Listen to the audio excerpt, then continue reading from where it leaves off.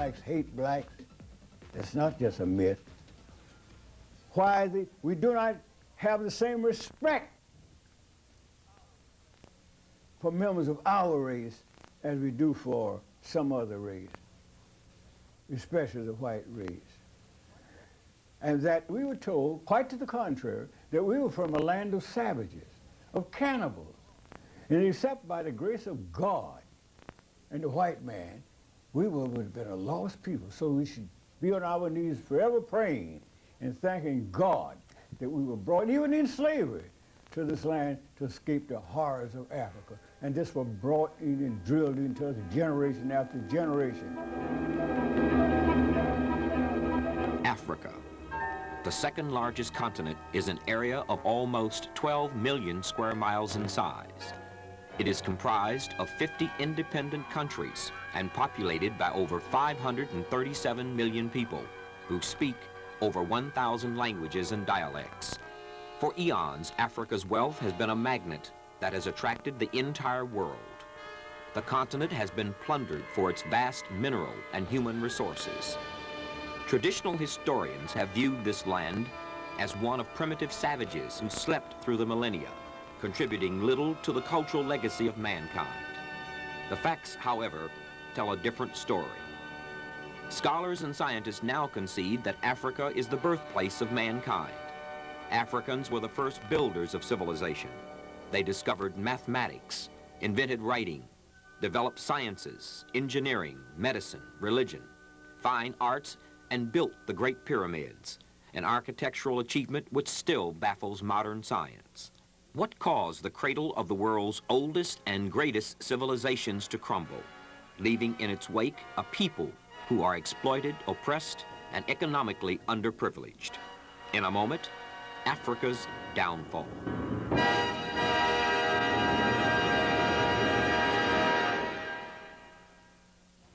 Tony Brown's Journal is brought to you by Pepsi-Cola Company and your local Pepsi bottlers. Dr. Williams, it's an honor being able to meet with you and to talk with you. You have written what many of us consider to be the definitive work about the culture of Africans throughout the world, and you approach it from the standpoint of the destruction of that civilization.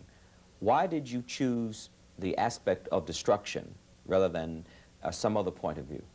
The aspect of destruction was emphasized for the reason that it was quite clear that the black people in America seemed to be generally unaware that they had a history, that they were told that they had achieved nothing. They were told... This man says the true facts are to be found in a more thorough and honest look at history. After Dr. Chancellor Williams, a native of Bennettsville, South Carolina, received his doctorate in history and sociology, he studied psychology, anthropology, archaeology, and economics. He also taught Arabic history and worked as a professor of history at Howard University for 29 years. He won an award from the Black Academy of Arts and Letters and was the first recipient of the 21st Century Foundation's Clarence L. Holt Prize for Excellence in Literature. Now, of course, the record was there to show that much of Western civilization was built upon the foundation of the land where civilization itself had begun, and this was in Africa. Therefore, the focus had to be on Africa to see to what extent the recent revelations with the turn of the century, at the turn of the century, that Africa was the cradle of civilization. To what extent could this be actually verified? And so my work was directed in the uncovering much of what had been lost, much of what had been disguised, much of what had been stolen, refurbished, reworked, and presented to Western civilization as the work brought from Africa but presented to Western civilization as the creation of Western man. Dr. Chancellor Williams spent 16 years writing his book, and although a piece of extraordinary research, he considered it a greater miracle that he was able to get it published. Plagued by a chronic lack of funds and turned down by his academic associates and all other sources, Dr. Williams mortgaged his home. Then another obstacle arose. Due to his rapidly failing eyesight, he was forced to abandon his earlier plans for an expanded 3-volume work and had to settle for a condensed version of his research into a single volume, the book we now know as The Destruction of Black Civilization, Great Issues of a Race from 4500 BC to 2000 AD. What did you find out about ancient African civilizations? Well, to begin with, I found out that ancient African civilization was, first of all, the beginning of civilization. I found out that there could be no record found anywhere that antedates the advanced civilization of Africa. And this was the finding of European and other scholars. And they were now gradually admitting it, and when the evidence became overwhelming, the question arose, could Africans have achieved all this? Could Africans have achieved this remarkable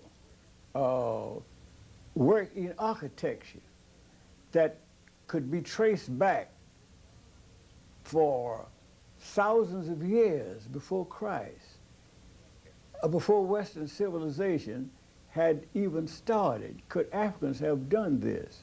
Could Africans have achieved this high advance in mathematics, in physics, in chemistry, in medicine, and so forth? I mean, many of the things we now glorify as modern. Take the Washington Monument, for example, which is an exact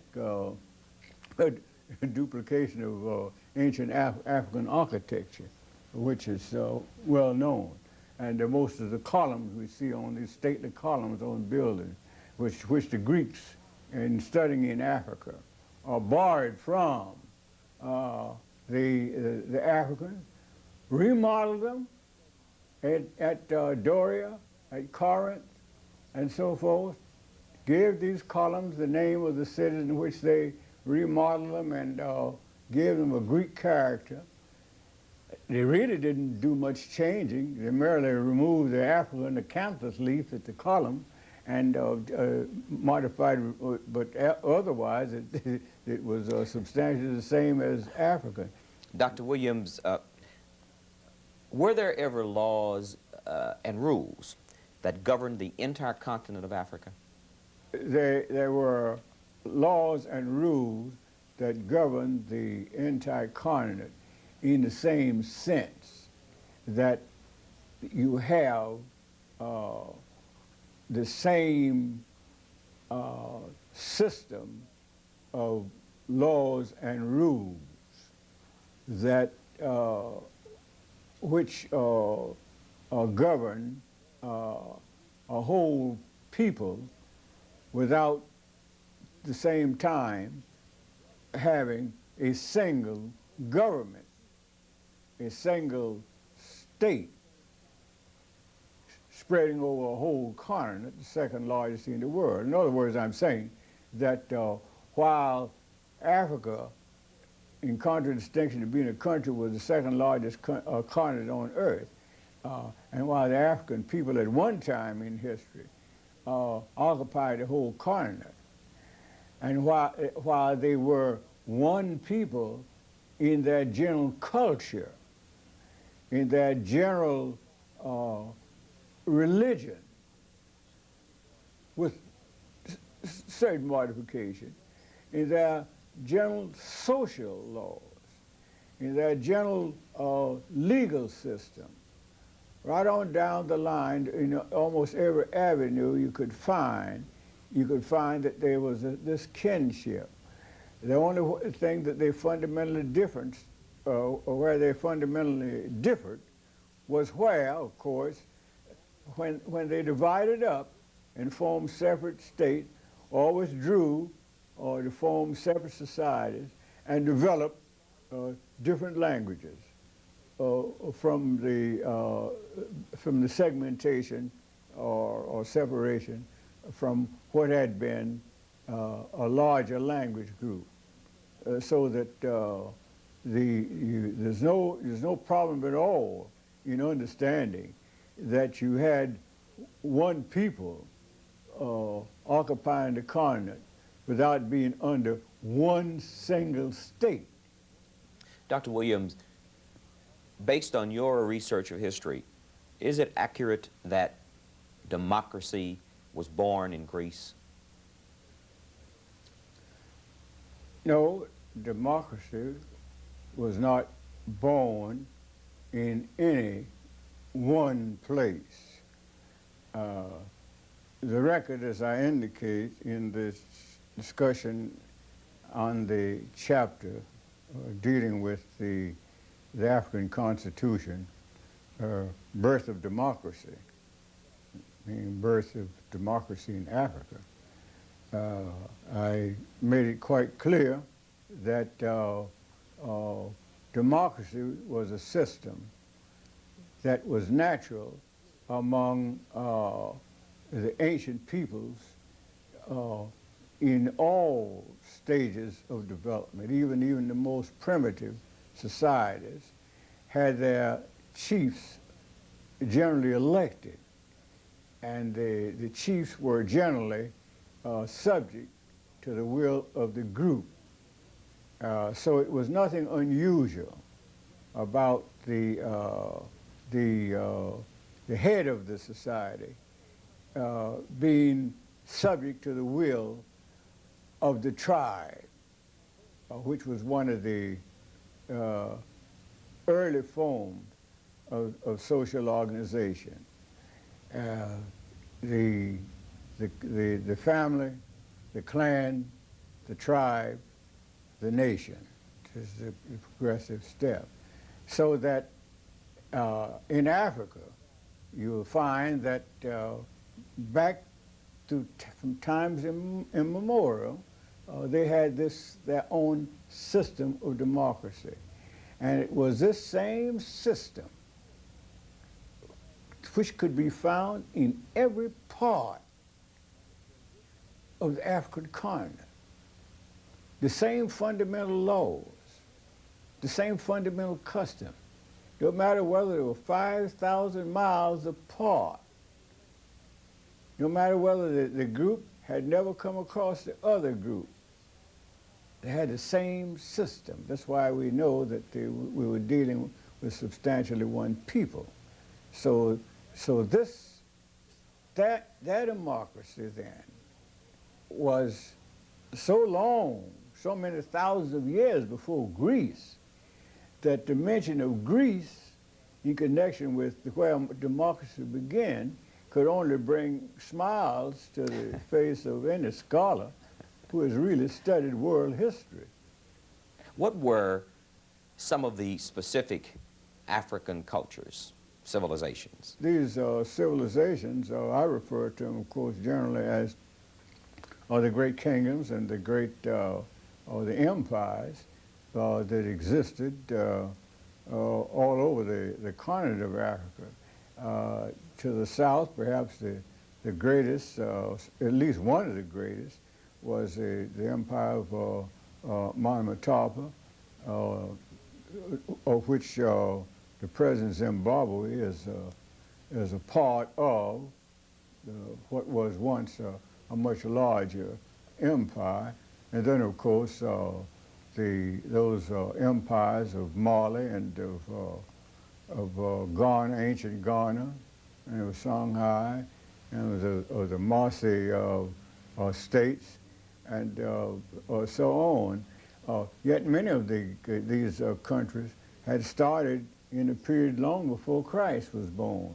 Ghana, for example, had for over 400 kings listed before Christ was born. so that these were ancient empires. The most important thing here, though, to note about these empires that I last named is that all the people in America, all the blacks or Africans in America, came from this area of great nations, of a great educational system, where the greatest university of the time in which these slaves were being brought to America still was flourishing in its glory. That is, of course, the University of Sankore. The great civilizations in Nigeria, all of these were advanced cultures. So these people didn't come, as they were told and came to believe after they had lost memory of their homeland by the system of not allowing people of the same language group to be sold to the same plantation, but scattering them all over the South so that you wouldn't form a power base by having a lot of Africans speaking the same language. So this helped by this breakdown of intercommunication among themselves, helped them to lose memory. But we were told, quite to the contrary, that we were from a land of savages, of cannibals.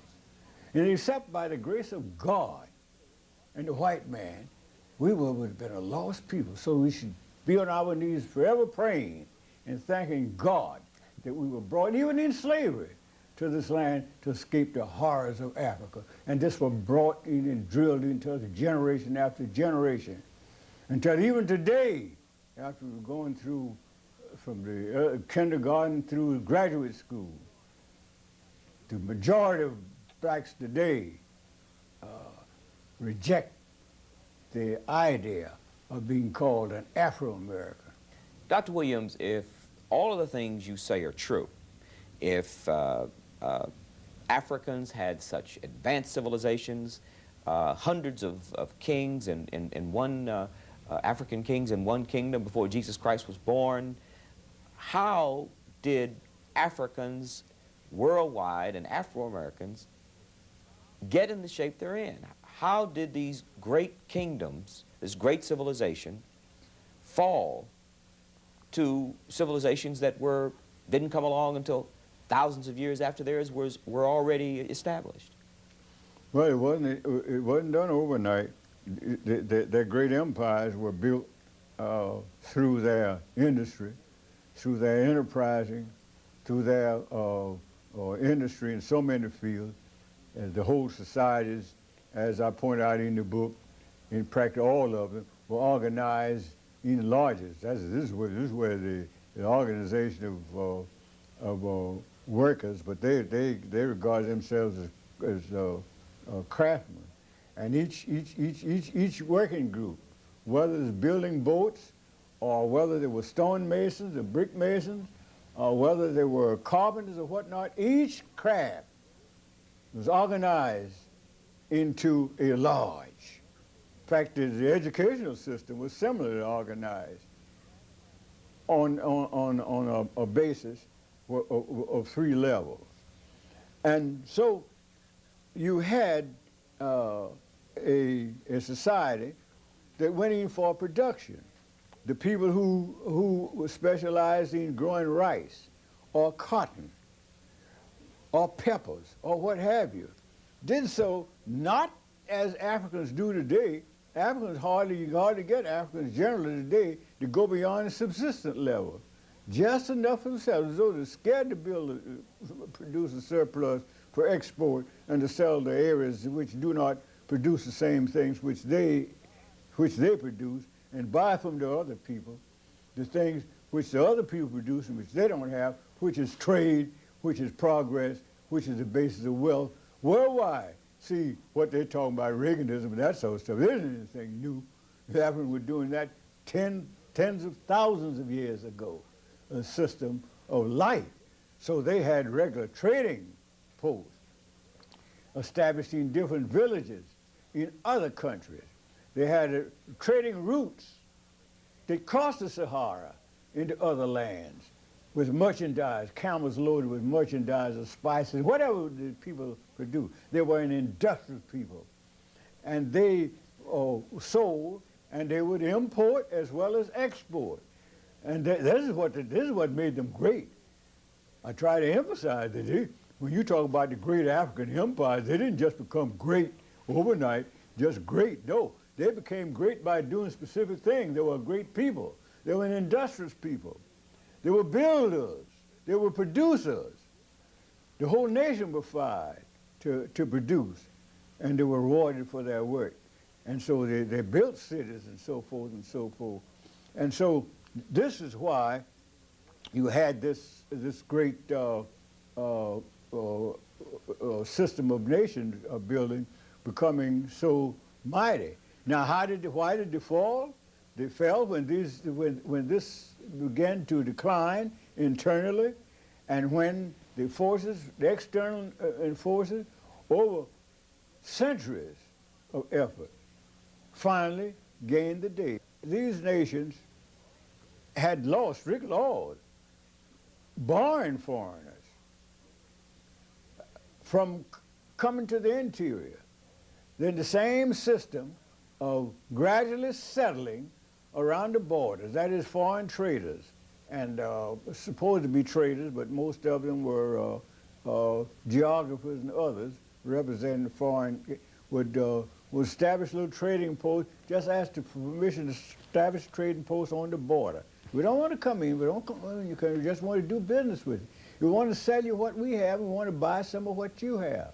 Well, the Africans were great traders, always great traders. So that was one of the weaknesses.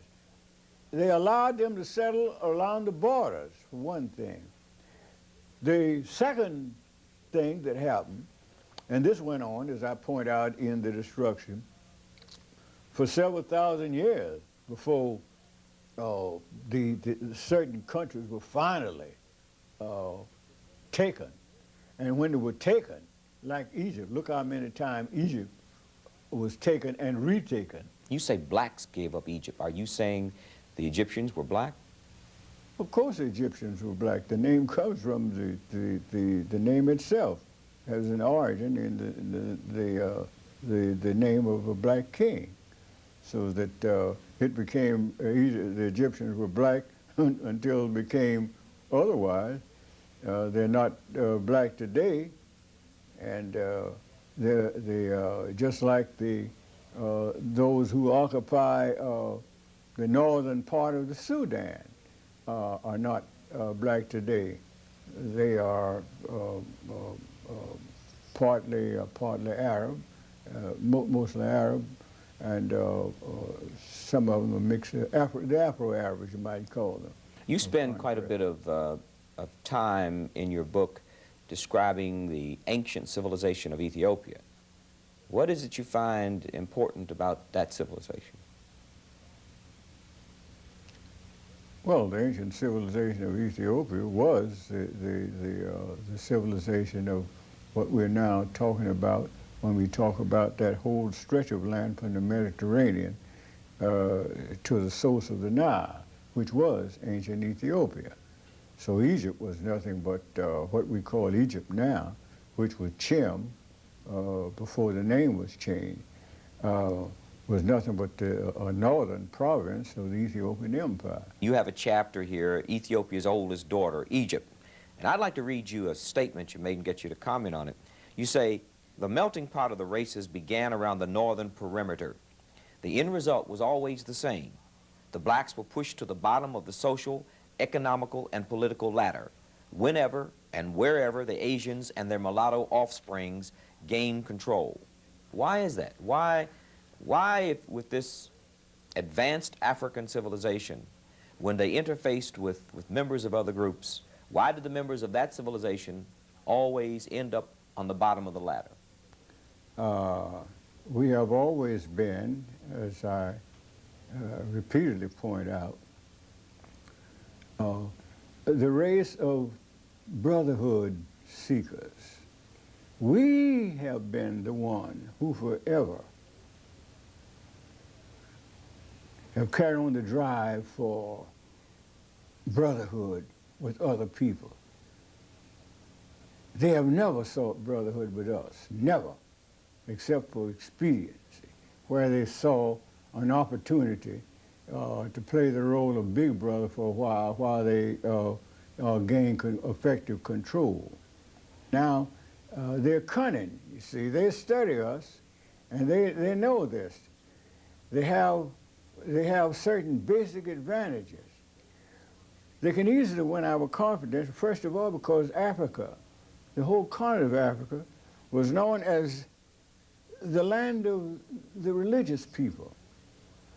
We were always, we didn't start all this religion in America, you know, being more religious than the whites. No, this is an African characteristic. We were known from ancient times as the land of the spiritual people, the land of the gods, because we were so religious. The blameless people, Homeless wrote. We were so religious. So this must be kept in mind in this general appraisal. How significant was the oral historian in the reconstruction of African history? Well, the oral historian was indispensable. If you're going to make a comparative study of history, in which you're going to compare what had been written, and since it all was written by foreigners, with what the Africans themselves had written, and the records of their mind, and the records of their mind turned out to be as accurate and as unerring in many respects as what is written in books.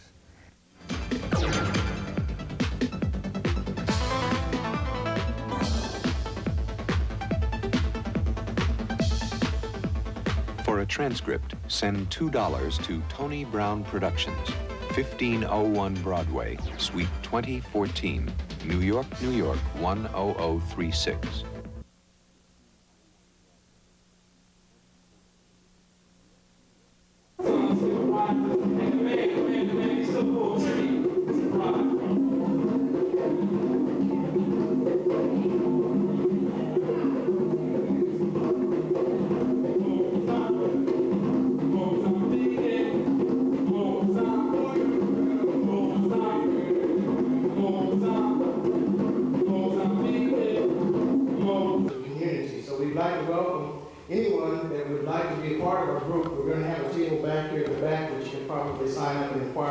Some more information about us. And one of the ways that we feel that is instrumental in disseminating information into the community is by bringing some of our learned scholars into the area. So without any further ado, what I'd like to do is introduce Brother Ndugu Kujichakalea, who is the business agent and personal associate of Professor Jackson. And he will give a personal introduction about the life and times of learned scholar. So without any further ado, I'd like to introduce Brother Kujichakalea.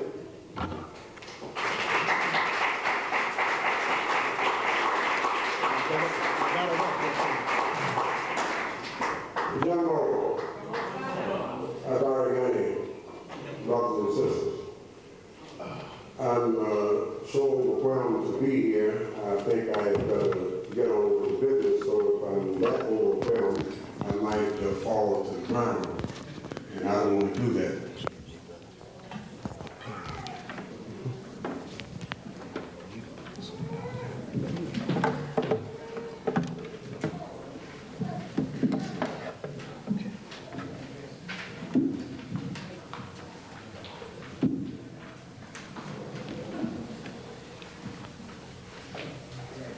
I do wish to pay recognition and acknowledgement to the African Research Committee.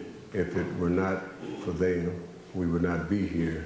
So Professor Jackson and I traveled a whole heaps of miles coming from the Midwest, a place called the Windy City that's supposed to be in Chicago in the great prairie state of Illinois. And we are more than grateful to be here to try and render service to you if we can. So I'm going to try and fulfill the assignment as given. I'm a very obedient person when it comes to that.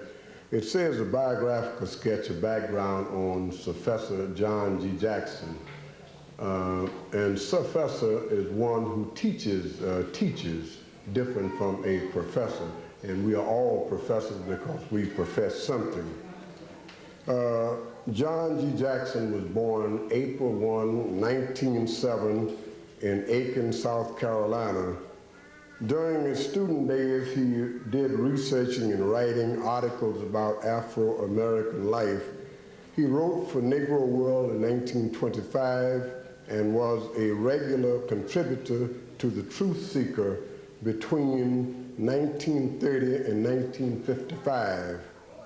In 1932, he became an associate director of the Blyden Society, then under the leadership of Dr. Willis N. Huggins.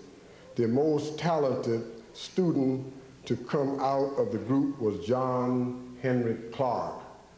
And if I might pause just a wee bit, when we say John Henry Clark, we sometimes should stop with silence to give recognition and acknowledgement, because Brother Clark is one who deserves such.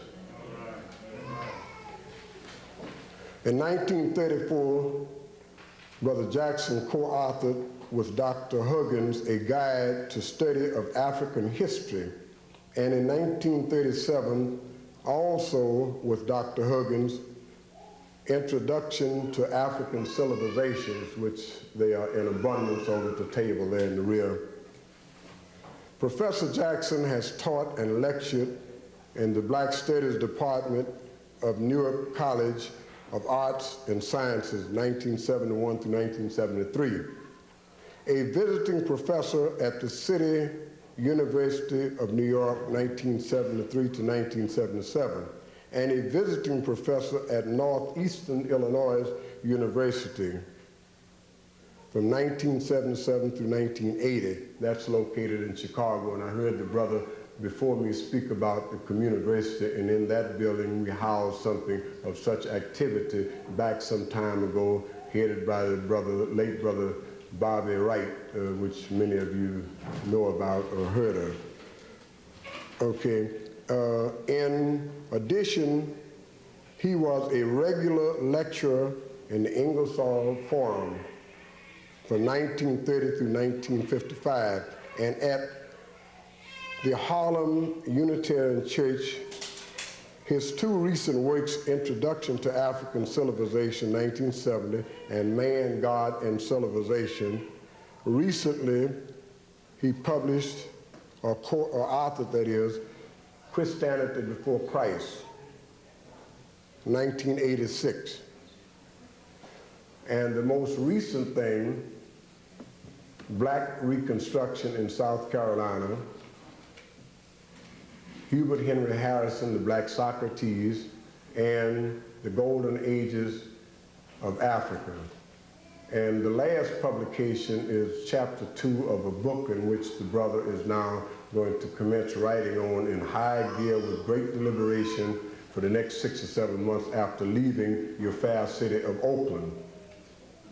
And the title of the book will be On a History of the World, which, as you might know, if I may indulge upon your intelligence, the book History of the World, as has been written all before, has never included Africa. And if you recall, John Henry Clark, Brother Jackson, and others, Queen Mother Moore, and several persons of the African community tried to argue with UNESCO of the United Nations to try and put Africa into history books. But somehow the brother's intelligence rose to the surface and to the occasion to say, why argue with someone if we know what we're doing and they know not what they're doing? We will commence to do just that. So the brother has commenced to do that, and I hope we will all give recognition and acknowledgement to such if this is be the case. So it's many, many experiences Brother Jackson and I have undergone, and we have enjoyed together. He's a very hard brother, but since he's from Arkansas, South Carolina, the phosphate state, and I'm from Red Stick, Louisiana, the Bayou country, I seem to sort of excel a little taste, maybe it's by age alone. But before I sit, Brother Ben Yosef Yochanan and John Henry Clark gave me an assignment, say, James, take care of John. So James and John, the sons of Zebedee, the disciples, I'm one of them, and he's the other one. And I just found out something about him. He's been a knighted bishop. I didn't know anything about that. So at any rate, without further ado and enjoying all of the accolades that you have laid before me, I'm going to bring up the elder, and I will let him go from there. Brother John G. Jackson.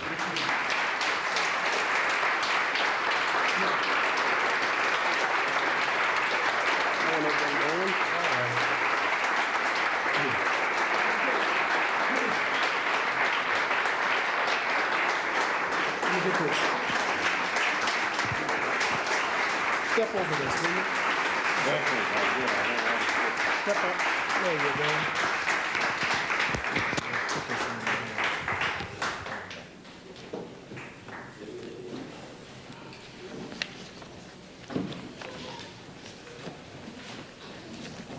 Now, since this is a church, I will address you as brothers and sisters.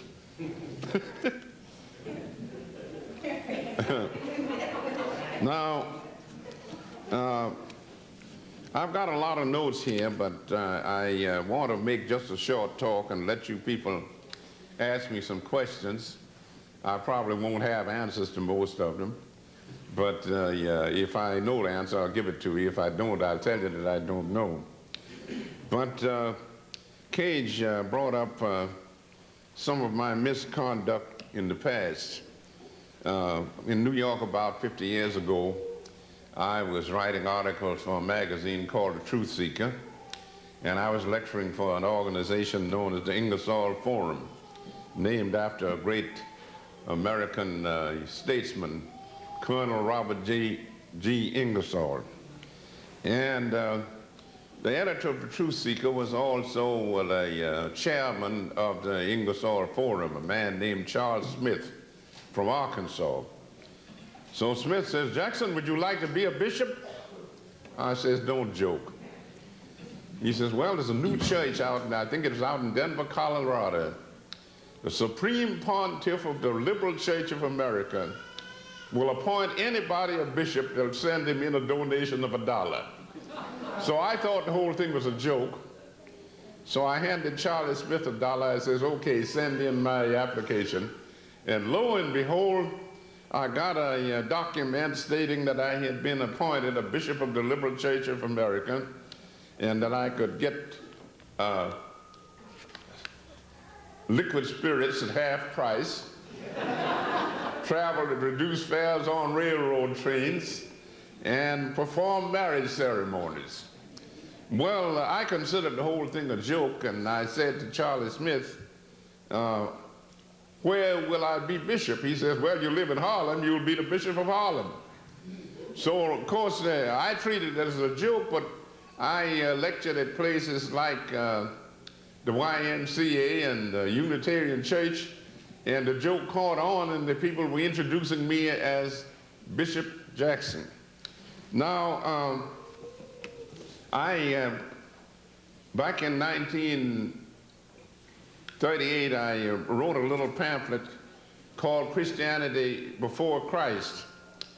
And last year, I had rewritten this stuff and got it into a book, and now it's a book on Christianity Before Christ.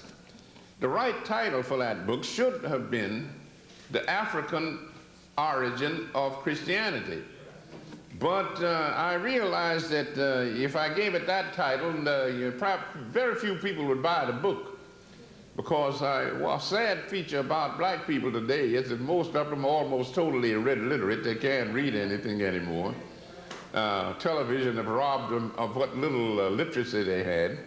So if I just called it Christianity Before Christ, in hopes that a few white intellectuals would read it. And it worked out all right. The book came out late in 1985, It's been out just a little over a year now, and I think the publisher sold over 1,000 copies, so that's not bad for a serious book. When I was teaching at the City University of New York, I was using 2 of my books as textbooks, Introduction to African Civilizations and Man, God, and Civilization. So one of my students came and said, "Professor Jackson, is there any money in writing?" I said, "Why do you ask that question?" He said, "Well, I figured if there was any money in writing, I would become a writer." I said, wait a minute, young man. I says, you were talking through it. I said, if you had a hat on, I'd say you were talking through it. I says, if you have musical ability, you become a musician. If you have scholarly ability, you become a professor.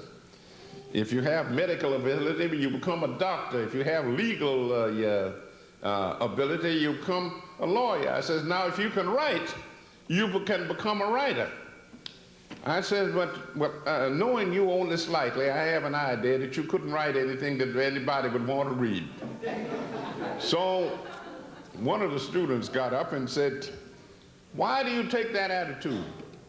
I said, "Well, I've been teaching at this institution for quite a while now, and I asked all of my students to turn in a term paper, and I says, it's only 10 pages long, and they can't write 10 pages. They go clip pictures out of newspapers and put a picture on every other page, so that I get about 5 pages of text. I says, now if you fellows can't write 10 pages in a term paper, how are you going to write books? I will never win a popularity contest because I'm honest with my students, and they don't appreciate that. I had a class at City University of New York where, although it was in the college, I found out that most of my students were reading on the 4th grade reading level, a 4th grade reading level in college, and I frankly told them that most of them seemed to have the brain capacity of a mentally retarded mule. So one young lady got up and told me that she demanded an apology. And I said, "Young lady, I will not apologize for telling the truth." Now, one of the reasons why you will listen to me tonight is because I'm not a member of the club. I think you might know what the club is. That's the Academic Racket Club. And the way you work it is that you start out and you go through low school. They call that elementary school. That's low school. Then that takes up 8 years. Then you go 4 years of high school, and then 4 years as an undergraduate student in college. And if you're studying for a profession, you do 4 more years of graduate work in a university. Now, that's not what happened to me. I was not good in school. I was a student in a little school down in Aiken, South Carolina called the Schofield School, established in 1868 by Martha Schofield, old maid school mom from Quaker from Pennsylvania. And I went to the Schofield School, and it was a good school. I mean, it was the best school in the state, in Aiken, South Carolina, that colored people could go to. I don't know how good the white school was, but they gave them more money, so it might have been a little better. But I went to the Schofield School for several years, and I was a student there from during the First World War. I remember that I was a student in the Schofield School back during the years of 1915, 1916, 1917. This was the European War, and President Thomas Woodrow Wilson decided that the United States should go over to Europe and save democracy. Wilson said he was going to make the world safe for democracy. Wilson was born in Virginia, and he couldn't even make Virginia safe for democracy, but he was going to make the world safe for democracy. So he got into the war. But at any rate, I would be sitting in class, and since I was a fast reader, whatever the assignment was, I always read it way in advance, and I knew what was going to be covered. And therefore, while the teacher was telling the other students what the message was, I already had it. And I sat in the back of the class and read the newspapers about how the Germans and French were slaughtering up each other wholesale on the Western Front in France. And some of the students went home and told their parents that they had to sit there and listen to the teacher, and this little Jackson boy was sitting in the back of the room reading newspapers.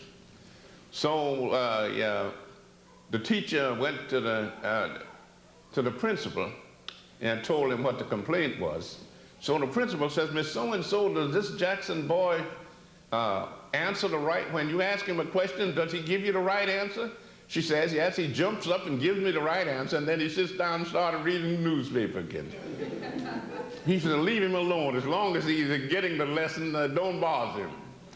Well, I found out that I got a bad press down there.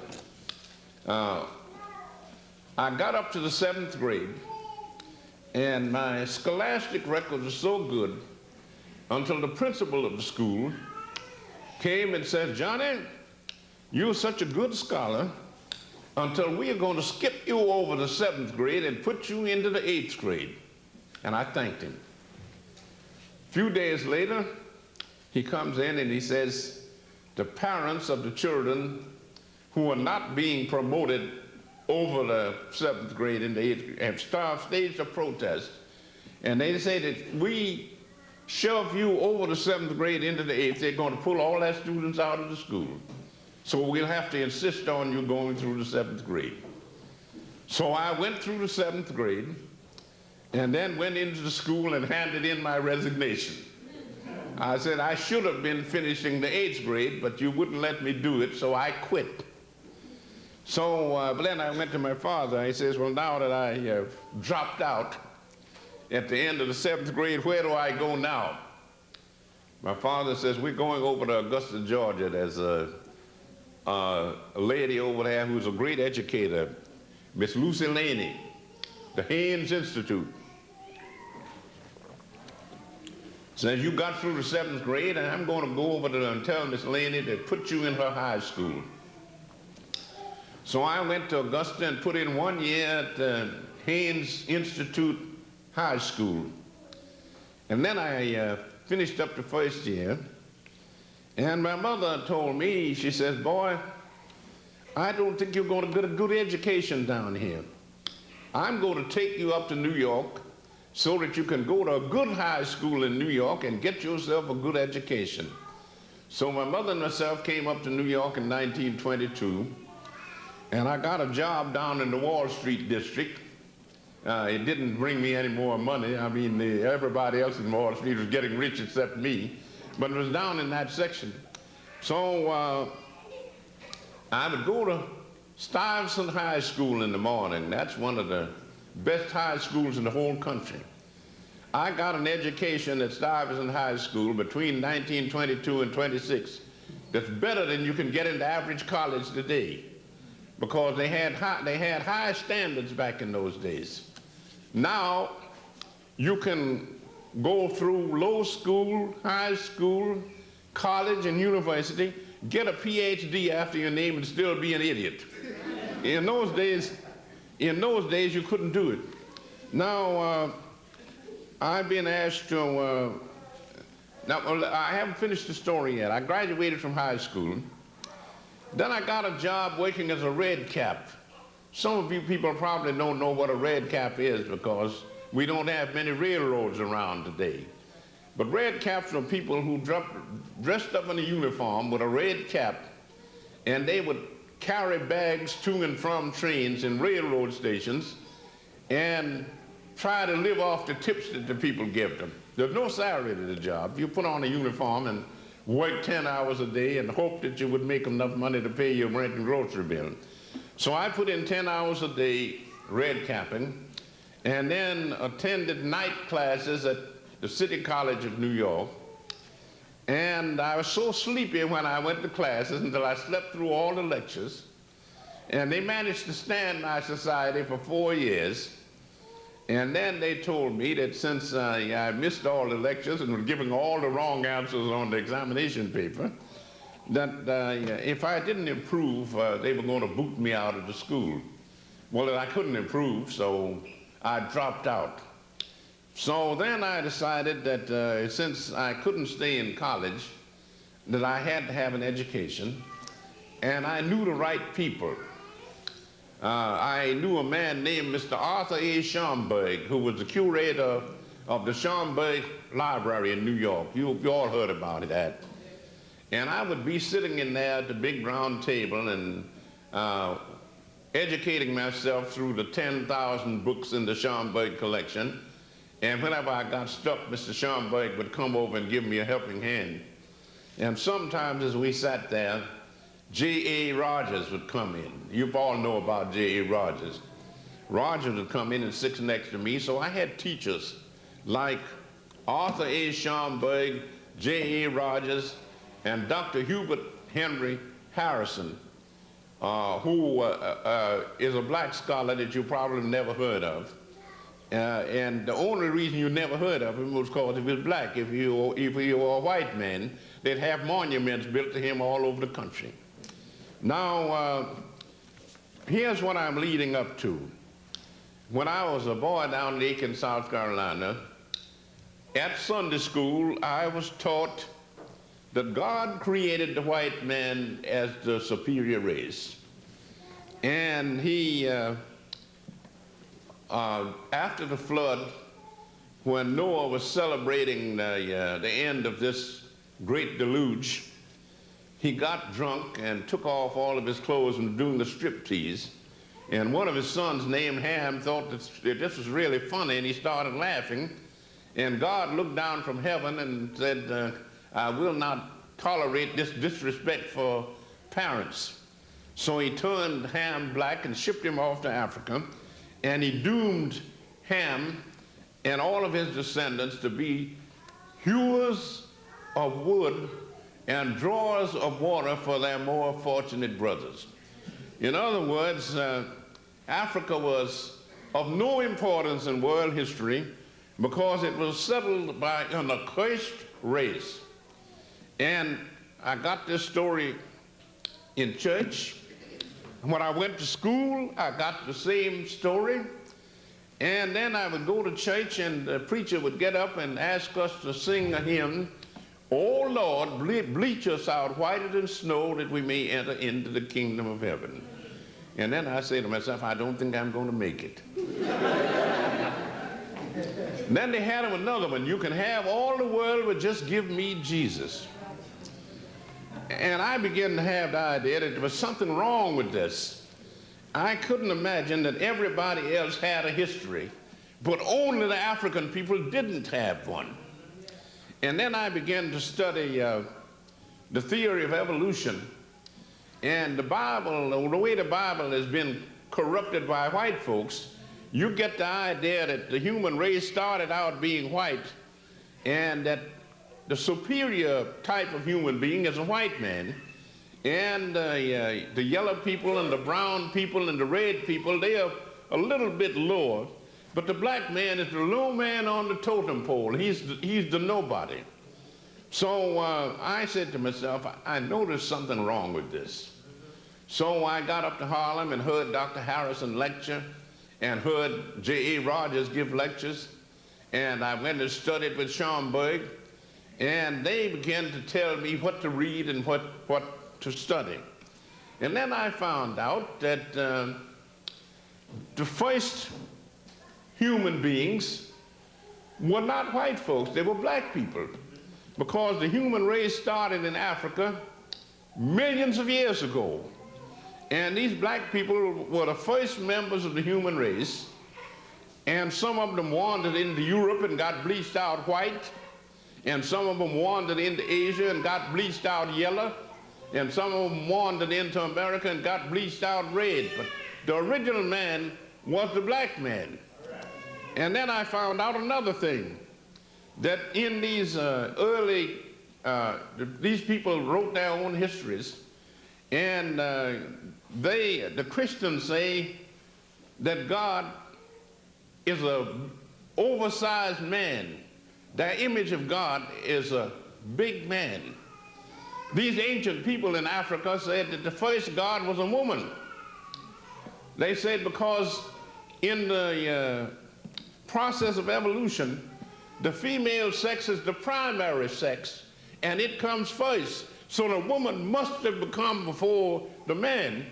And if the first human being was made in the image of God, God must have been a woman.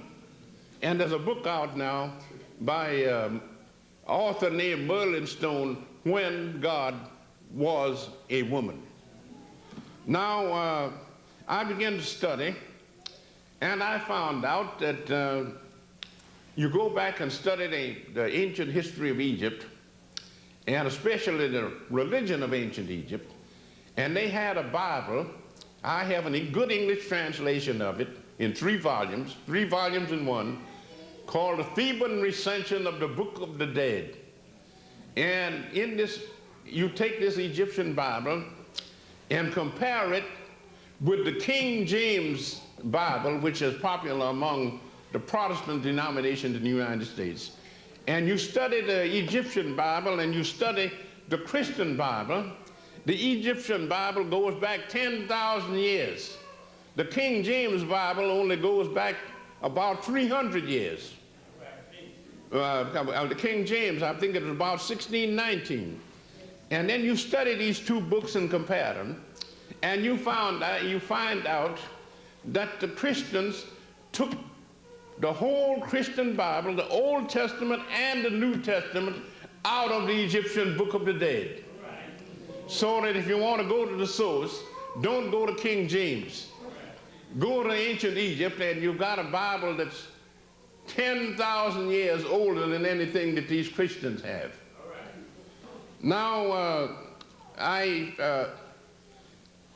after studying this, I decided to do some research and writing, and after dropping out of college, I would work on a job in the day and go to the library and study at night. In those days, they kept the libraries open until 11 o'clock at night, so that if you couldn't go to school, you could go to the library. Nowadays, they close, sometimes the library closes early, so if you work, you're not going there. I had the good fortune to be born before there was any radio and before there was any television, so I had to learn to read, write, and count. Today, with television and radio, you have students going through college, graduating with a degree, and then they can't even write their own name. There was a University of Iowa, a student who was a football player. He graduated with a BA after his name. He was planning to be a professional football player. He had an accident and broke one of his feet, so he had to take a job as a parking lot attendant. And then when he signed the job application, he misspelled his own name. This is what you have going on today. Now, here's what I wanted to say. According to the King James Version of the Bible, if you go to a Protestant church, you find a big Bible there, and in the back of it, they have the chronology of Archbishop Ussher of the 16th century, an Irish Archbishop of the 16th century, and he tells you how old the world is according to the King James Version of the Bible. And he tells you that God created the earth in the year 4004 BC. And I began to study the history of Africa, particularly the history of Ethiopia and Egypt. And I found out that the Egyptians built the Great Pyramid over 1,000 years before the earth was created.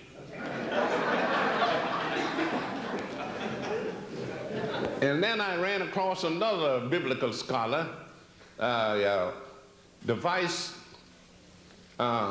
Chancellor, the Reverend Professor Lightfoot, Vice Chancellor of Cambridge University, and he improved on Usher. He says, God created the world in the year 4004 BC on September the 22nd. It was either September or October, I don't remember it, at 9 o'clock in the morning. Now, I'm wondering what day of the week was it? And if the world was created on this particular day, on this particular year, at 9 o'clock in the morning, what happened at 8 o'clock? I mean, you have all these unanswerable questions. So then I began to do research, and we were told that this godlike white man, the first civilization in the world was that of the Greeks. These was supposed to be the most intellectual white people that ever lived. And that they created a great civilization and then passed it on to the Romans. And all the great civilizations were created by white folks.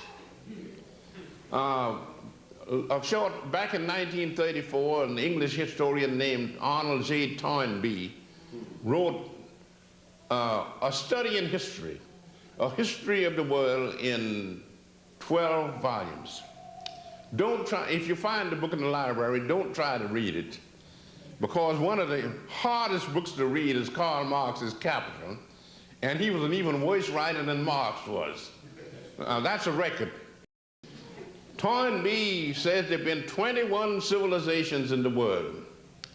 So many were created by the white race, so many by the yellow race, so many by the brown race, so many by the red race. The black race has not created one civilization, none at all. We have done nothing. So I was giving a lecture in New York, and somebody says, well, didn't Toynbee know that Egyptians were black people? I says, Toynbee says they were white people. You see, if you are a racist historian, you don't have any regard for the facts at all. I visited West Africa in 1977, Senegal. Then I went to Kenya, that used to be British East Africa. Then on up to Egypt, to Cairo, and to outside of Cairo to look at the Great Pyramid and the Sphinx, and then took a plane up the Nile River to the ruins of Thebes and walked through the temple of Ammon, at Amun-Ra, that was built in 3700 BC, the greatest temple that was ever built in the world. And I saw all these great things. And we know that black people built all these things. And yet Toynbee was supposed to be the greatest historian of his day, a professor at Oxford University. And he tells you that these people were white. And if you listen to these people, you'll get your mind terribly balled up. Down in Kenya, outside of Nairobi, I visited a village of people that called the Maasais. The Maasais of the same racial stock as the ancient Egyptians and the Ethiopians. And while I'm standing there looking the village over, some of these people came up and I was shocked. All the authorities that I had consulted told me that these people were members of the white race. And they were blue-black. In Senegal, where they say the people are Negroes, most of them were sort of medium brown color. None of them were actually black, but they are Negroes. And then you go over to East Africa among the Maasais, and most of them are blacker than a blackboard, and they're white people. So, I mean, if you're going to get the lowdown on history, you've got to use your own head, not somebody else's. Now, I found out that the Greeks, who were supposed to have been the founders of civilization because they were the first civilized white folks, but the Greeks got their civilization from the Egyptians. And the Egyptians were black people.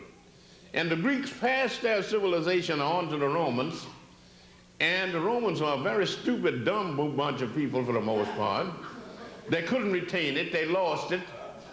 They had a dark age in Europe for 500 years. And then another bunch of Africans, the Moors, from North Africa moved into Spain and started civilization all over again. So instead of Europe civilizing Africa, Africa has civilized Europe 2 times. So that's what you have to keep in mind. And now I want to say something about why it is that I have to be talking to you about African history.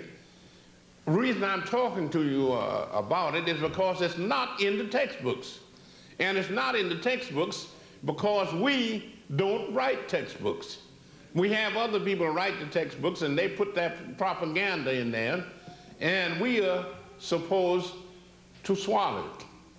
Now, we are told that after the Greeks were taken over by the Romans and their civilization decayed, and then the Roman civilization went down after the fall of Rome, and you had a 500-year dark age, we were told that Christianity re-civilized Europe and produced modern civilization. And we know, if we read the literature, that these white Christians of Europe are the dumbest people that ever lived. They said that the earth was flat like a pancake out in the vastness of space, with the sun and the moon and all the stars going around it. The ancient Egyptians in the Pyramid Age 6,000 years ago knew that the world was round. They knew that it went around the sun in 365 and 1/4 days, and their astronomers measured the earth, and they knew what the polar diameter was. They knew what the equatorial diameter was. They measured the circumference of the earth, and they calculated it so accurately until modern astronomers said their error was only 1 yard. In other words, the circumference of the earth is about 25,000 miles, and they calculated it with an error of about this, 1 yard. So if you read history the way it happened and not the way other people wrote about it, you will find out that the black race created the civilization, civilized the white folks 2 times. So that you want to get some perspective on this. And the white folks took the religion of ancient Egypt, of Ethiopian Egypt, and balled it up completely. Right. They'll tell you that if you get some of this cheap literature like the Jehovah's Witnesses people turn out. I remember seeing one of their quarterlies. God is sitting up on a golden throne in heaven. Blue eyes, blonde hair. Next to him is Jesus Christ, also with blue eyes and blonde hair. On the other side is the Holy Ghost, also white, and a bunch of angels in the background white. And a bunch of people kneeling on the ground worshiping this God, black and white. Underneath is hell with the devil black and all the imps black. So it looks as though since white people are not admitted into the Christian heaven, then we all going to wind up in hell. But I told my students they had nothing to worry about, because the only unpleasant thing about hell was the heat. It's too hot down there. But since if you go there, you're going to stay a long time, and if you stay long enough, you get used to the heat, so that then it won't bother you anymore. And then I found out that the Africans were dragged into the slave trade because the white folks were too lazy to work and produce the things that they wanted. And they dragged us into slavery, converted us to their particular brand of Christianity. And the African had a much better religion over in Africa. That's what I call Christianity before Christ. He had a much better religion. The Christians tell you that there's a God sitting up on a throne in some place called heaven who created the whole universe, and he created the human race, and they turned out to be such a voiceless bunch of people, and they had to have a flood drown out most of them to give the race a new start. And then this new bunch of people went to pot and finally had to send his only son down to be crucified to save these people. And that's what they call the Christian scheme of salvation. Now the Africans had a religion which was much better. In ancient Egypt, if you will see a copy of my new book called Christianity Before Christ, and there's a long section in there on the mysteries of Egypt. Those are the religious rites of the ancient Egyptians. And you will find out that these people, in other words, there are two types of religion in the world. Supernatural religions or theistic religions, and then you have natural religions or atheistic religions. A lot of people have an idea that if a man is an atheist, that is, if he doesn't believe in a personal God, he's an irreligious person. That's not true. The Africans had an atheistic type of religion, and they were a deeply religious people because they believed in that man not only has a body, but he also has a mind, soul, or spirit. And they took the position, for instance, if you went to a temple in ancient Egypt and told the priest that you wanted Horus, the Egyptian Christ, to save your soul, he would tell you not to waste his time. That Horus, Osiris, Isis, or nobody else is going to save your soul except you. In other words, they tell you this. They say, we believe in reincarnation. You have lived before. You've come back to the world. And if you want a better life, the next time you come back, you'll have to earn it yourself. The gods are not going to give it to you. And the Egyptians told these people, if you want a better life the next time you come back to the earth, you live a good life now, and then when you come back, you'll have a better life. But if you lead an evil life, the next time you come back, it'll be worse. So it's up to you. Yeah, so that they told people not to pray to gods or angels or anything to save them. It was their job to save themselves. And I think that's a better religion than asking some dead Jew to save you.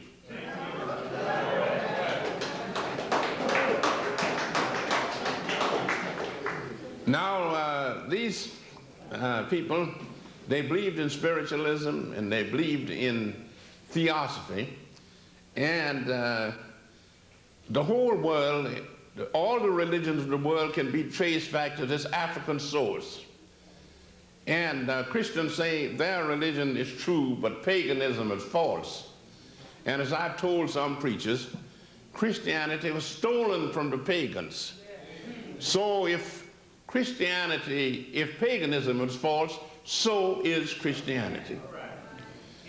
Now, you say to yourself, well, when the Africans, a member of anyone who believes in the African traditional religion, he tells you that he believes in God. But he doesn't believe in the type of God that the white folks believe in. The white folks believe that God is an oversized white man sitting on a throne somewhere up in a place called heaven. The African traditional religion teaches you that there's a large number of gods. You have tree gods, sun gods, moon gods, earth gods, star gods, and all like that. And since a group of colleges make up a university, then a group of the little gods make up the big God. So you take all the little gods and merge them together, and you get the great God, which is the universe itself. It never started, it never was created, and it'll never have an end. And so therefore they said that the great God is nature itself, the universe, and they believed in a doctrine of the Trinity. God is the physical universe. Christ is the mental universe. And matter and mind interact and produce life. So you get a trinity of matter, life, and mind. And that's it. And to show you how we have been badly miseducated and misled, one of my friends is a great black scholar, Professor Yosef Ben Yochanan of Cornell University. Some of you probably met Dr. Ben. Ben went into the Metropolitan Museum in New York, where they have a very fine Egyptian collection. And the young lady is sitting at the desk. Sir, what can I do for you? Dr. Ben says, I would like to visit the African collection. The young lady says, sir, we do not have an African collection. And Dr. Ben says, I meant to say the Egyptian collection. Oh, yes, we have an Egyptian collection. But you know the ancient Egyptians were not white people. Now, the ancient Egyptians, you know, yes, we have an Egyptian collection, but the ancient Egyptians were not Africans. So Ben pulls a map out of his pocket, shoves it right in this girl's face. Young lady, here's a map of Africa, and there's Egypt. Wouldn't you say that Egypt was in Africa? She said, I could say so. Ben says, do you say so? She said, no. Ben says, young lady, you are a jackass. The young lady became hysterical. She hollered for the manager. The manager came out and running and says, what's the trouble? Mr. Manager, this man just called me a jackass. So the manager says, what's the problem? Ben told her the story that he was looking for the Egyptian collection, and this young lady said that the Egyptians were not Africans. And he says, I have a map here, and here's Egypt, and Egypt is a part of Africa. Wouldn't you say so? The man says, well, you could say so. Do you? No. Ben says, you also a jackass. So he said then he ducked out and got out of the vicinity because he was afraid they're going to call the police and put him in the jug for disorderly conduct. So this is the way we have been miseducated. Now, since Egypt was a great African culture, we find out that a few years ago, there were no black Egyptologists. We did have one recently, but he died at an untimely age, and that was Dr. Diop of Senegal. I visited him over in Africa and talked with him back in 1977, and Diop, besides being an Egyptologist, he was a lot of other things besides. So then we have a young lady who is an authority on Egyptology. She's now working for the Oriental Institute of the University of Chicago and doing research in New York as Mrs. Deidre Wimby. You might have heard of her. She's a young lady that is going to be the first black woman Egyptologist. Now, there was a brilliant scholar at Howard University a few years ago, Professor William Leo Hansberry. He graduated from Howard. He went to Harvard University and was planning to work for a PhD in Egyptology under Professor George Reisner. He was one of the outstanding Egyptologists in this country. And Reisner got up before the class and says, of course you know that the ancient Egyptians were white people. And after he got through, Hansberry put up his hand. Well, Mr. Hansberry, what's your question? He says, I want to challenge that statement you made about the ancient Egyptians being white people. He says, I read Herodotus' history of Egypt, and he says the ancient Egyptians had black complexions and curly hair. He says, well, Mr. Hansberry, I don't accept Herodotus as an authority. So Hansberry tackled him. He says, listen, Professor, Herodotus visited Egypt in the 5th century BC, and he saw these people. You didn't visit them, and you didn't see them. So Hansberry had him kicked out of his class. So here he was trying to get a PhD in Egyptology, and the professor of Egyptology booted him out of the class. So he went to see the head of the Department of Anthropology, Professor Ernest Albert Houghton.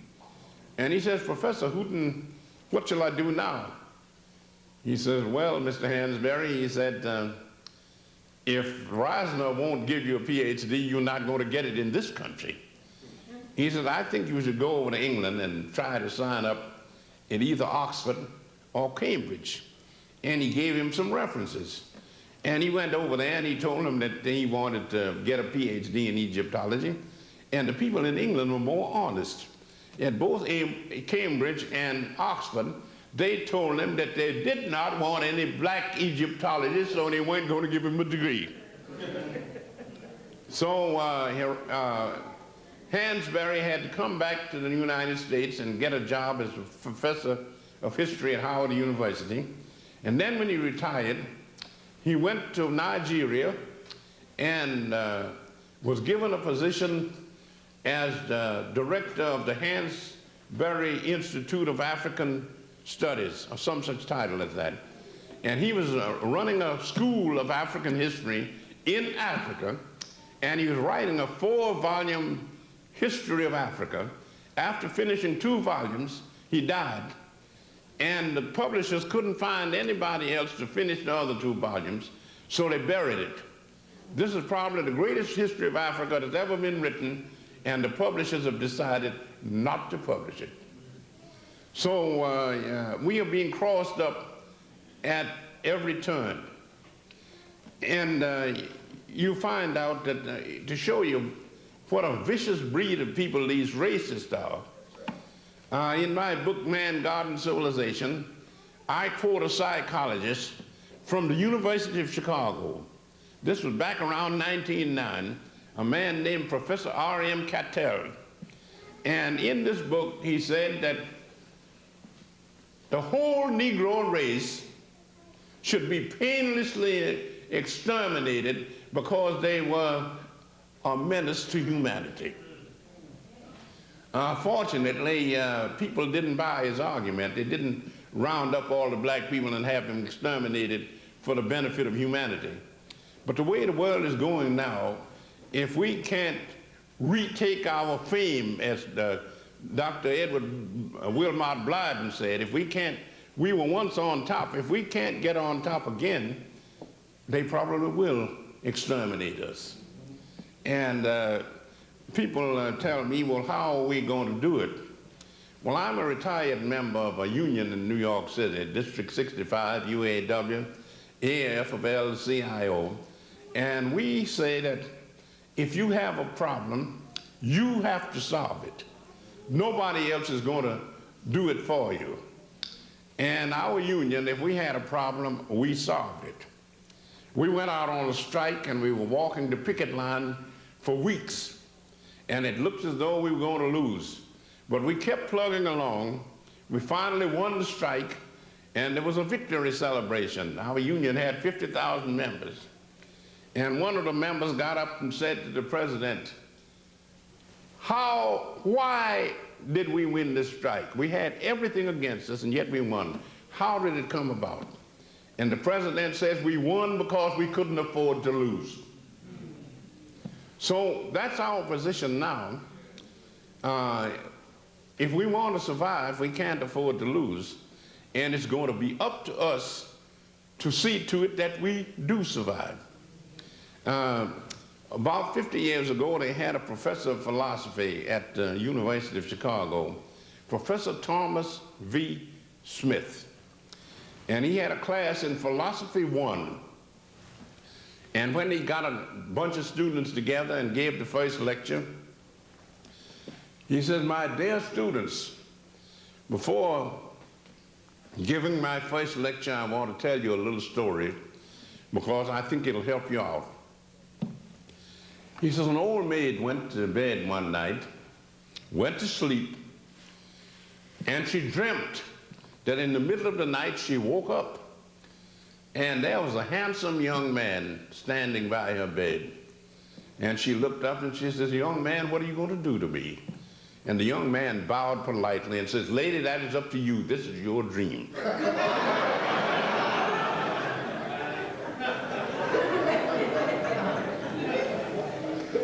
And the message I tried to pass on to my students is that no matter how hopeless the situation is, we're going to continue to struggle.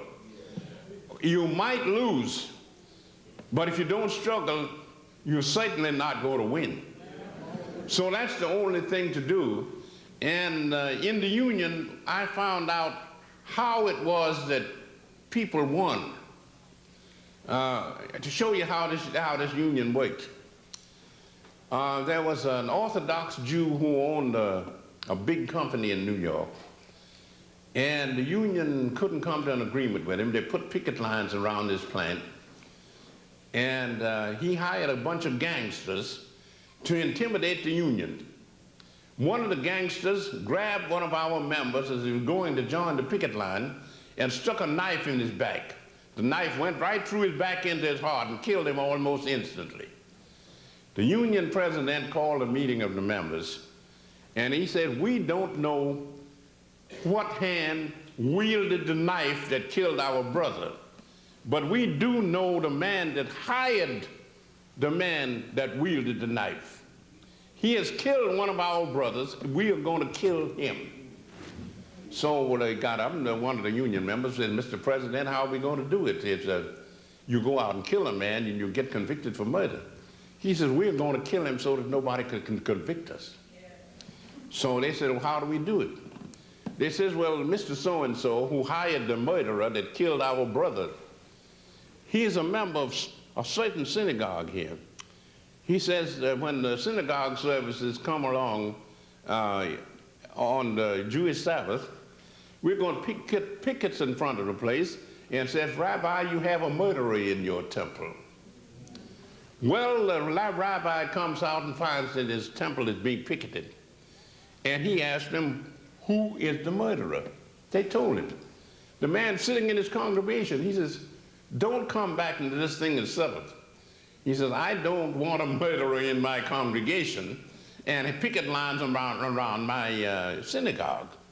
So he couldn't come to his synagogue anymore. So he went up to upstate New York and hired a cottage by a lake. The Union went up there, rented boats, crossed the lake, and picketed this college. 'You have murdered one of our brothers, and you will pay for it.' So that depressed him so until he moved back to New York City and got himself a fine home. And then the Union set up a committee to telephone him all through the night hours of all the hours of the night, so that this guy, after he moved into his New York home, the telephone rang all night long and he never got any sleep. Well, you know what happens if you put for a long period of time if you don't sleep. Here was a young man, not quite 29 years old, and we harassed him so until he dropped dead of a heart attack. We killed him, and yet the law couldn't touch us. I've heard, I knew a preacher in New York that I admired greatly, Elder S.J. Worrell. They called him Steamboat Bill, because in his younger days he'd been a buck and wing dancer on a showboat in the Mississippi River. When he retired, he became an evangelist. He started a church in Harlem, and he got up on street corners and taught the people the kind of religion they should be getting. They weren't getting it in the regular churches because all the regular churches had turned into rackets. But Steamboat Bill was giving them the true gospel. I attended one of his meetings, and in order to get a crowd, he set up a stepladder, and he would tap dance up and down the stepladder, and then spin around on his heels on top, and then tap dance back, and the people would come to see him dance.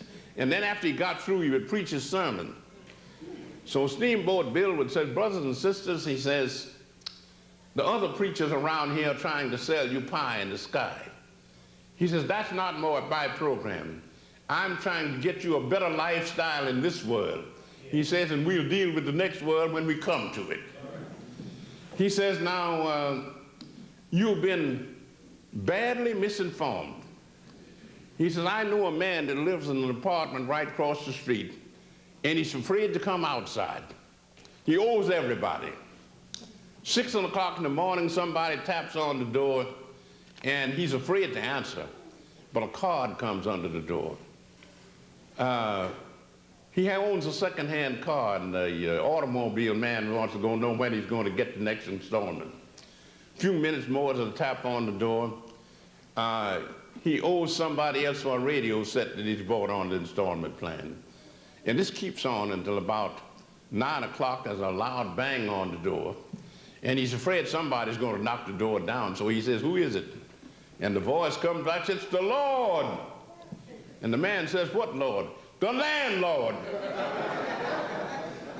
Steamboat Bill says, that's the only Lord that most of you jokers are ever going to see.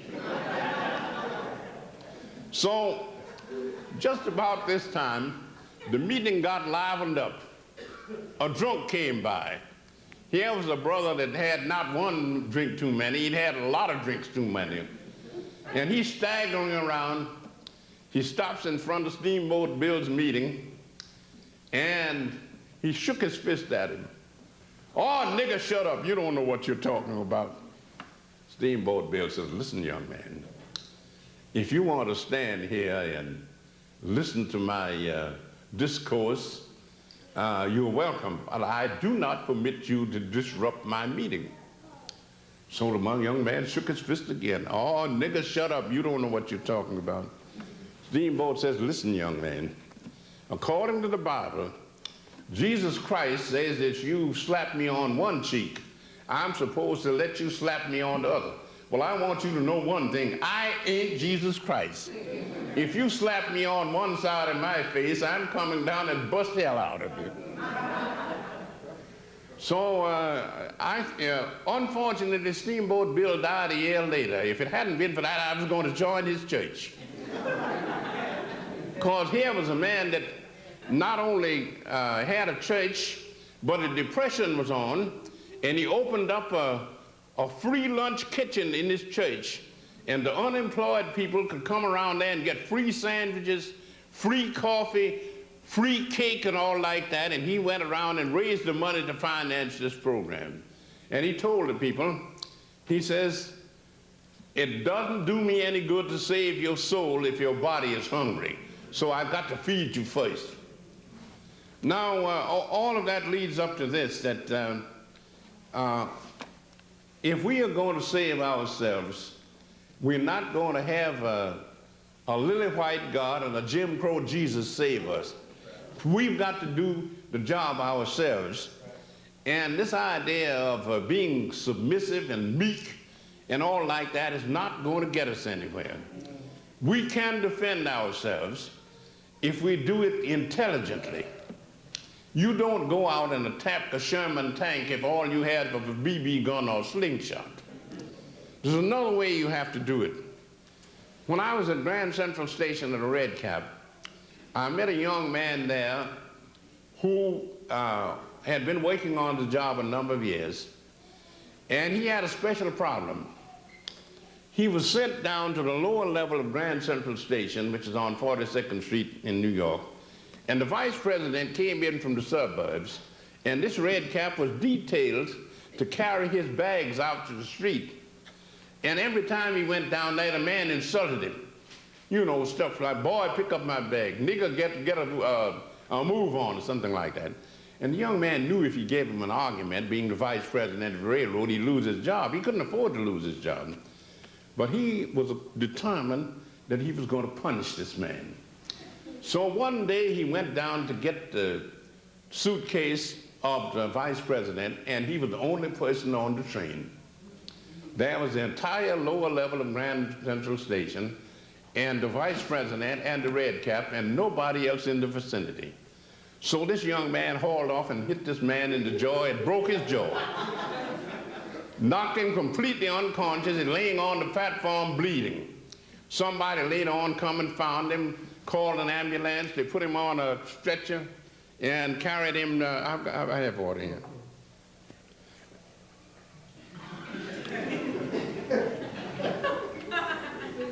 And they put him on the stretcher and took him to the hospital. Then when he got his jaw back together, he came back and swore out a warrant to, that this red cap committed assault and battery on him, broke his jaw, nearly killed him and all the rest of it. So the red cap was hailed up before a judge. The vice president told him how this man beat hell out of him. And then the judge said to the red cap, "Did you commit assault and battery on this man?" He said, "No, I didn't. It must be a case of mistaken identity. I wasn't there." And then he said to the vice president, "Do you have any witnesses that saw this man beat you?" He said, "No." He says, "Case dismissed." This red cap broke his jaw, beat him nearly to death, and the judge threw out the case because there were no witnesses. So you don't have to be meek and submissive. You can get your point if you go about it in the intelligent way. And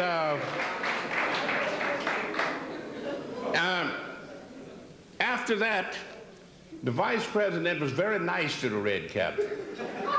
He was afraid he might get his other jaw broken, so he kept his big mouth shut. I see I have a note here that we're going to have some discussion or questions or something like that, so I'll now stop. And the floor is open for, I think we'd better make it questions because discussions will take up too much time. So you ask me some questions and I'll see can I give you the right answers. Okay. Okay, first of all, let's give Professor Jackson a hand for being here.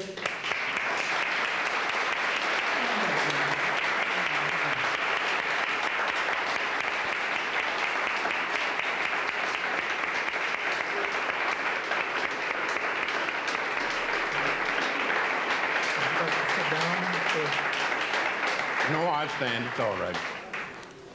Okay, those of you who have questions, I'd like you to come up if you're in the front, to come to the forward mic, or if you're in the back. Okay. Brother in the back first. I have one question for you, Dr. Jackson, regarding race. You indicated that earlier that the Greeks, I guess, were the beginning of the white civilization. I've been told that, blacks have like curly hair and dark complected skin. I've seen some Greeks. I also go back to the Hebrews, the Jews, the original. I was told that the original Jews were also blacks and Hebrews coming from Ethiopia. If I'm correct, I'd like you to elaborate a little bit on that. Oh yes, the original Jews were black people. These white Jews that you see were European Jews that lived in the southern part of Russia, and they were converted by Jewish missionaries. So the original Jews were black, and the ones that have set up the state of Israel, they're not Jews at all. And how they got away with this skullduggery, I don't know. I knew a wealthy Jew in New York who owned a furniture polish factory. He was named Mark Jackson, born in Ireland, lived in London a number of years, and this company was called Jackson of London. And we were having dinner together one day. He says, "Brother Jackson," he says, "these Zionist Jews are giving me hell." I says, "Why?" He says, "Well, I think Zionism is a racket, and they know I've got money, and I wouldn't contribute a dime to it. So they've got me in the doghouse." And he told me, he says, the proof that Zionism is a racket is that 50 years ago, or a little over 50 years ago, the Zionists could have bought all the land they wanted down in Brazil for almost nothing per acre, and they could set up their Jewish state down there and nobody would have bothered them. They went back to Palestine and set up that state in a land where the soil is so poor until you can't even grow weeds on it. And if it weren't for the rich Jews in America, Israel wouldn't even survive. And it's in very bad financial condition now. So that you have a situation like that. Now, the original Jews were black, and the Jews boast that they produced the greatest philosopher in the world, Spinoza, who lived in Holland in the 17th century. Spinoza was of Spanish and Portuguese ancestry. I think his Portuguese ancestry. And one of his neighbors described him as a man with a black complexion and curly hair. So the great Jewish philosopher was a black Jew. Okay.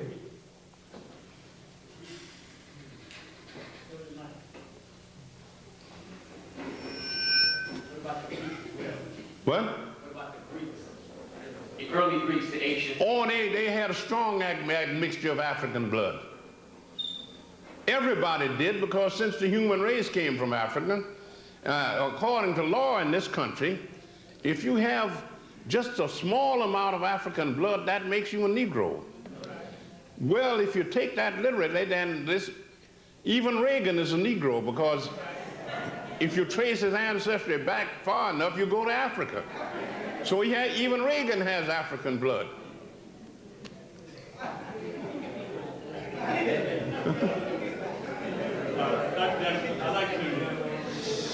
I'd like to first of all thank you for being here as sort of one of our elder statesmen and elder scholars, and thank you for coming to Lausanne and sharing your time with us. The question I have for you is something that struck me in your introductory comments when you say that people like Arthur Schomburg and J.A. Rogers and people like that were your mentors. That's right. And I'm wondering, through the 60 some odd years of your career as a scholar, what has been the most encouraging development in terms of black people becoming more in tune with our history? Well, the most encouraging development I had was when I stood on street corners at night in Harlem and heard Dr. Hubert H. Harrison lecture. And then I would sometimes go to the YMCA, he'd be lecturing there, and sometimes to the library, and sometimes he stood on the steps of the sub-treasury on Wall Street right opposite J.P. Morgan's office. Morgan was probably at the window listening to him. And Harrison gave a lecture down there on Wall Street one day, and the police had to rope off the street because he was lecturing to an audience of 11,000 people. Now here was an unusual black man who fought for the freedom of everybody. He left the Socialist Party because the white socialists were racist. He joined the Garvey movement because he said that the socialists said class first and they practiced race first. And Garvey advocated race first, and that's what he believed in. So he said, I don't believe in class first, I believe in race first. So he joined the Garvey movement. And Harrison was a man, he didn't get into history because he didn't allow white people to flatter him. You have a lot of our people, if a big white man gets them and says some nice words about him, they're tickled to death. So Harrison went to a white YMCA in Brooklyn, New York, and the secretary got up and says, Dr. Harrison is a great scholar. He has a black face, but his heart is white. So Harrison banged his fist on the rostrum. Sir, I demand a retraction. I'll have you understand that my heart is just as black as my face. And Harrison, to show you what a great education he was, he would be lecturing in a library in Harlem on 135th Street, and half of the audience would be students from Columbia University taking notes. because they were getting more from Harrison than they were from the professors up at the university.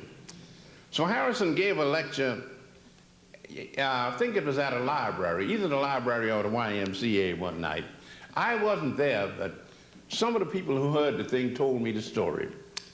Harrison was giving one of his scholarly lectures, and a young man was sitting in the audience, and when he got through, he asked Harrison a silly question, and Harrison gave him a silly answer. The young man lost his temper. Now see here, Dr. Harrison, you are not talking to a fool. I am a highly educated young man. I finished Harvard last year. Harrison says, I beg to differ, young man. You did not finish Harvard because Harvard is still there. He says, you didn't say what you meant to say. You told us tonight that you finished Harvard on commencement day. He says, now the day you finish school is called commencement day.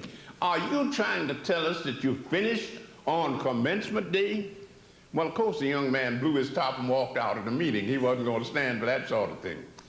So another night, he was on a street corner on 7th Avenue. I think it was 7th Avenue and 135th Street.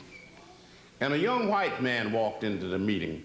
Harrison would generally have anywhere from 100 to 300 people standing around while he talked. This white man comes in, and Harrison was lecturing on evolution. And he was telling about how the human race evolved from apes in Africa more than 1 million years ago. Therefore, we are the original race. And this white man waited for the question period. Dr. Harrison, you say that the first men were black and they evolved from apes in Africa. Is that the reason why black people look more like apes than white people do? Harrison says, you've got it entirely wrong, young man. White people look much more like apes than we do. He says, and I'm not asking you to go to a library and do research. All I want you to do is to use your eyes. Go to a zoo and go to the cages where they have the apes. He says, and you won't find one black ape there. All the apes have fair complexions. They have thin lips.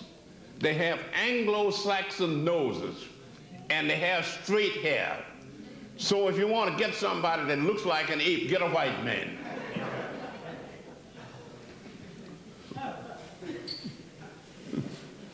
I have another question if I might step up, because apparently when you speak, the earth moves. The question I have for you is, do you have any ideas on approaches that progressive African people need to take in order to get our youth more interested in their history? Because, as you said, our people don't read anymore. And if our people are not reading and not getting information, it gives them a sense of value of who they are. And I'd just like to know what your opinion on that subject would be. Well, I'm glad you asked that question. Because there's only one way they can do it, and if they do it, we're not going to be around very long. In other words, any group of people, if they're going to survive, they have to have an economic foundation. There's a block in Chicago where there are 7 storefront churches on one side of the street and 8 storefront churches on the other side of the street. And if you go into the average black neighborhood in a big city, you'll see a storefront church, a saloon, a liquor store, a gambling joint, no business enterprise that's bringing any money into the community. Now, the only way we're going to beat this is to get the young people to organize into cooperative societies. If you need $1 million to go into business, try to get together a large number of people, and each one of them puts up a few dollars, and you put it all together, and you've got enough money to go into business. I'm a member of a cooperative food market in Chicago. We have 11,000 members. Each member owns at least one share in the business. That's $10. We have a credit union, our own bank, Some of the people have thousands of dollars invested in the business, and it pays 6% interest, so that's just as good as putting it in the bank. Now here's 11,000 people. They and their families buy their groceries at this store. It's a big building, takes up nearly a whole block, like an old-fashioned railroad station. We draw interest on our shares. We get good food at a reasonable price, and we give a lot of jobs to young people. Now, if you want to survive, you form cooperative societies, pool together whatever your money you can get, go into business for yourself, and then see to it that you educate yourself. And that means you've got to learn to read. You're not going to get it on television and radio. I remember Hubert Harrison gave a lecture to young people, and he says, I advise all young people who can afford it to go to college. He says, I know a college education is expensive, and some of you can't afford to go to college. But if you can't go to college, get knowledge anyway. He says you can study in libraries, you can buy books, you can teach yourself. And he says that a reading people is a rising people. If you read enough, you will rise. But you've got to have an economic foundation, and the only way you're going to do it, you talk about young people being unemployed, nobody's going to give them jobs. They've got to set up their own businesses and create their own jobs. And if we don't do that, there may not be any of us around when the next century starts. Brother in the back. Could you elaborate a little bit more on the Africans' contribution to Christianity, please? Oh, yes. The Africans created Christianity. If you will read, I have a little article here that I copied from a book by Dr. Albert Churchward called Signs and Symbols of Primordial Man. It's an article on Horus and Jesus. Horus was the black Christ of ancient Egypt, and Jesus was the black Christ of the Christians. Now the Christians have been so badly educated until they think that Jesus Christ was white. But if he was born in the vicinity of Nazareth or Bethlehem 2,000 years ago, he could not have been white because white people didn't live in that territory. Now here's what Dr. Churchward says about comparing the life of Horus as recorded in the Book of the Dead of ancient Egypt and the life of Jesus as recorded in the New Testament.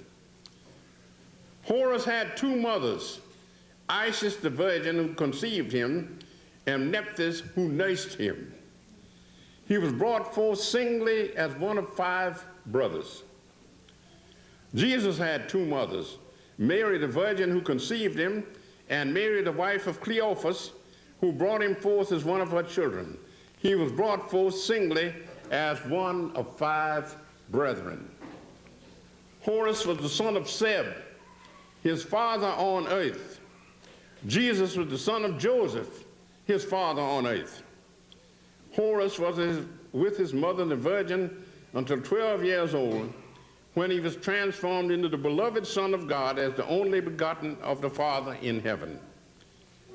Jesus remained with his mother, the virgin, up to the age of 12 years, when he left her to be about his Father's business.